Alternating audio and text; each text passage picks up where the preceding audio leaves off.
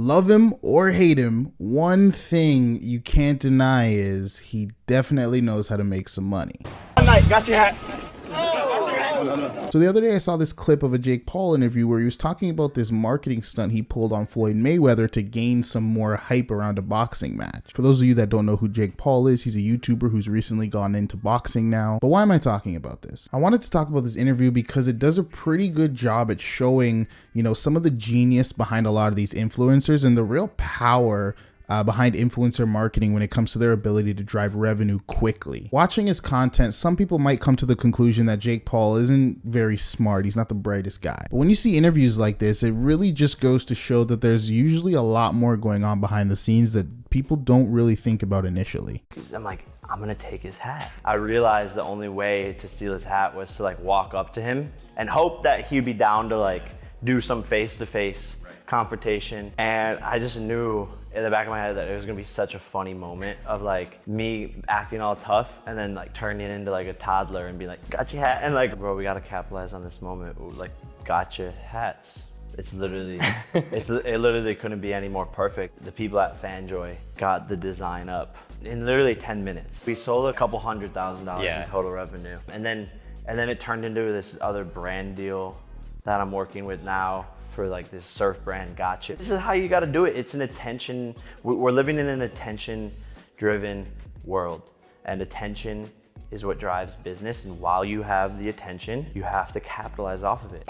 So using his childish, kind of unlikable persona, Jake Paul was able to pull a quick marketing stunt to pull in an extra $200,000, and he was able to do this because he understands one very important thing: attention. It's all about attention. It's a huge aspect of entertainment. Views is currency. Views is why almost anything makes money. It's why athletes get paid so much. It's why actors get paid so much. Why social media platforms can actually sell the attention they own to advertisers. If you can generate large amounts of attention to your brand, you will always have cash flow because some of that attention will always convert. Maybe those conversions are products like what Jake just did. Maybe those conversions are other people's products, like accepting some brand deals. But just having it will almost always be profitable. You just need to worry about what percentage of that audience are actually buyers. Are you generating a highly niched audience that likes a very specific narrow thing? And are they willing to actually get that thing from you? Those things also matter. And this is why the entertainment space is so filled with controversy. People love the drama,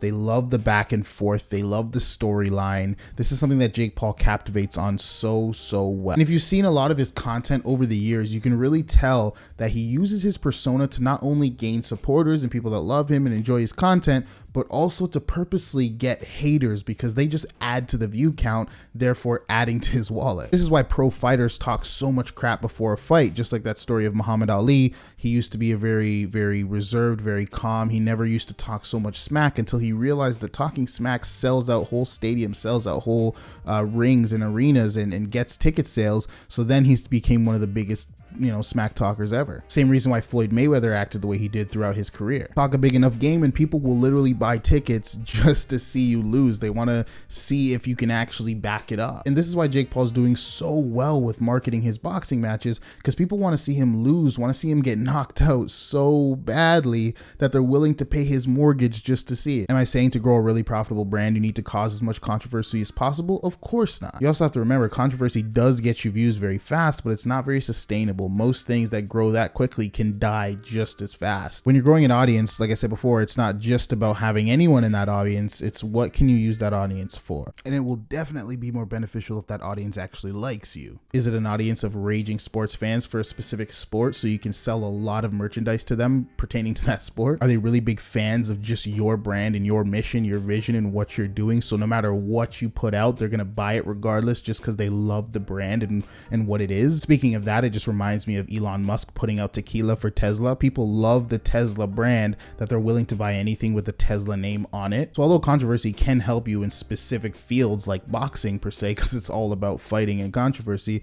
it's not really a good long-term game plan for most brands. And the reason why controversy is working so well for Jake Paul is because he has the forethought to actually monetize it, just like what he did with the hats. He right away got a little Shopify thing going where he was selling the hats out like crazy making an extra $200,000, where a lot of people don't really have that forethought. Just like that guy who was stomping all over the Subway food.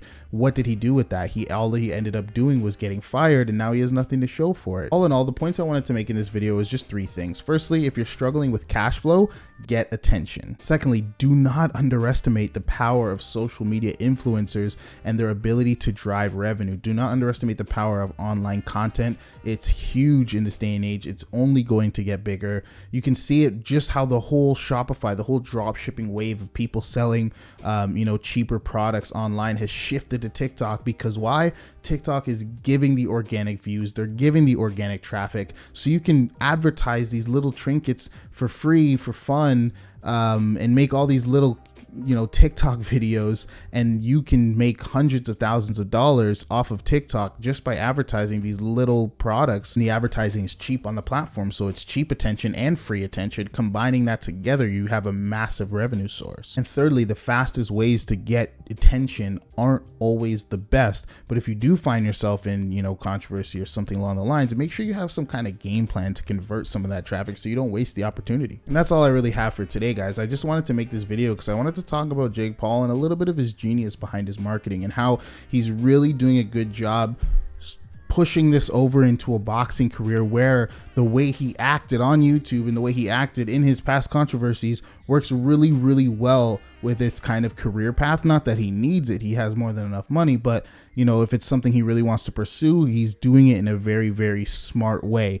And I know a lot of people hate on him for the way he acts, but it's going to be interesting to see as he gets older, as he does more behind the scenes interviews, how much of his act, how much of the way he behaves is just a persona to get more views, and how much of it is who he is. It's very interesting. But that's the end of the video, guys. If you did enjoy, please be sure to leave a like. If you have anything to add to this, if you have any thoughts, feel free to leave it down in the comments, and I'll see you guys in the next video.